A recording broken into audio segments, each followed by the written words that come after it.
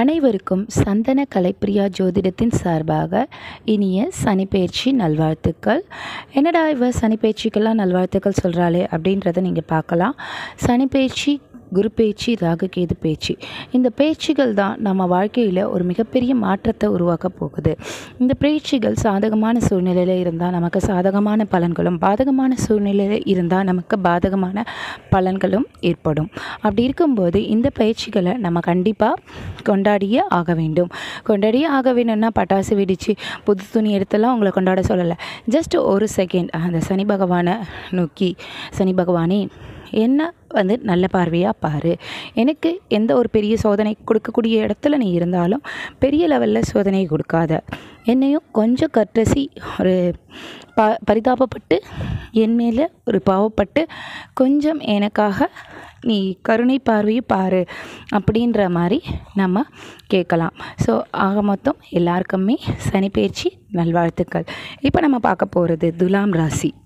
துலாம் ராசிக்கு சனி பகவான் 6ஆம் இடத்துக்கு வரார். எதிரிகள், போட்டி, உழைப்பு, கடன், ஹெல்த், இதிலெல்லாம் உங்களுக்கு ப்ராப்ளம்ஸை தரப்போகிறாங்க. ஸோ உங்களுக்கு எதிரிகள் உருவாகலாம்.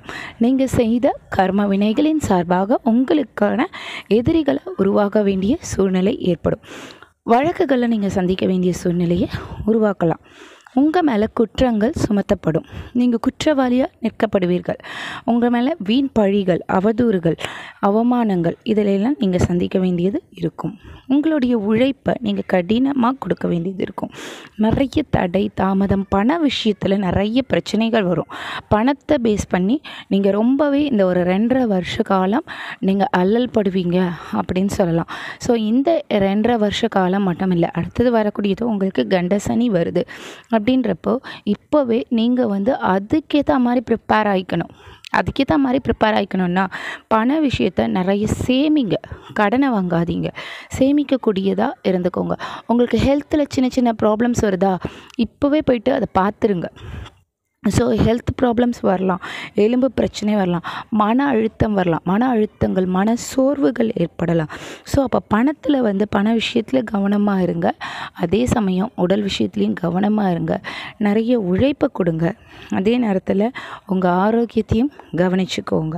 ஸோ மற்றபடி உங்களுக்கு ஓரளவுக்கு பாசிட்டிவான சூழ்நிலை தான் காணப்படுது.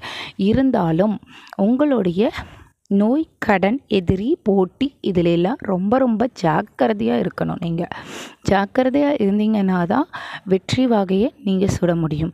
நீங்கள் அதை விட்டுட்டு நான் எதிரியா, நான் அடித்து தும்சம் பண்ணிடுவேன், எனக்கு ஒன்றும் ப்ராப்ளம் இல்லை அப்படின்னு வீம்பு பேசுனீங்கன்னா அடுத்து வரக்கூடிய காலகட்டம் உங்களுக்கு கண்ட சனி, அஷ்டம சனின்னு அடுத்தடுத்த 2.5 வருஷங்கள், இன்னொரு இந்த 2.5 வருஷம் இல்லாமல் அடுத்தது 2.5 இது எல்லாமே உங்களுக்கு சோதனையான காலகட்டம் தான்.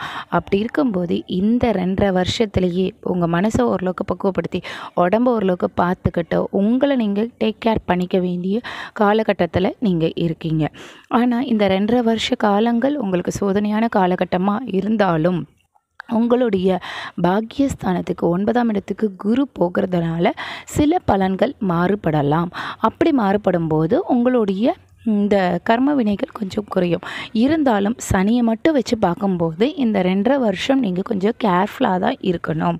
ஸோ இது எல்லாமே நீங்கள் கேர்ஃபுல்லாக இருக்கணும்னா நம்ம என்ன பண்ணணும்? கேர்ஃபுல்லாக இருக்கணும்னா நம்ம ஃபஸ்ட்டு கடன் வாங்குறது தவிர்க்கணும். நோய் வந்துச்சா, ஒரு சின்ன பிரச்சனையாக இருந்தாலும் அதை இம்மீடியட்டாக ஒரு ஆக்ஷன் எடுத்து பார்த்துக்கோங்க. அனாவசியமான பொருட்களை வாங்காதீங்க, தேவையில்லாமல் காசை செலவு பண்ணாதீங்க. உங்களால் எப்படியெல்லாம் சேமிக்க முடியுமோ அந்த அளவுக்கு காசை சேமித்து வைங்க. ஸோ அடுத்தடுத்து வரக்கூடிய காலகட்டங்களை எதிர்நோக்கியும் நம்ம காசு வருதுன்னா அதை எப்படி சேவ் பண்ணி வைக்கணும், ப்ரிசர்வ் பண்ணி வைக்கணுன்றது இருக்கணும்.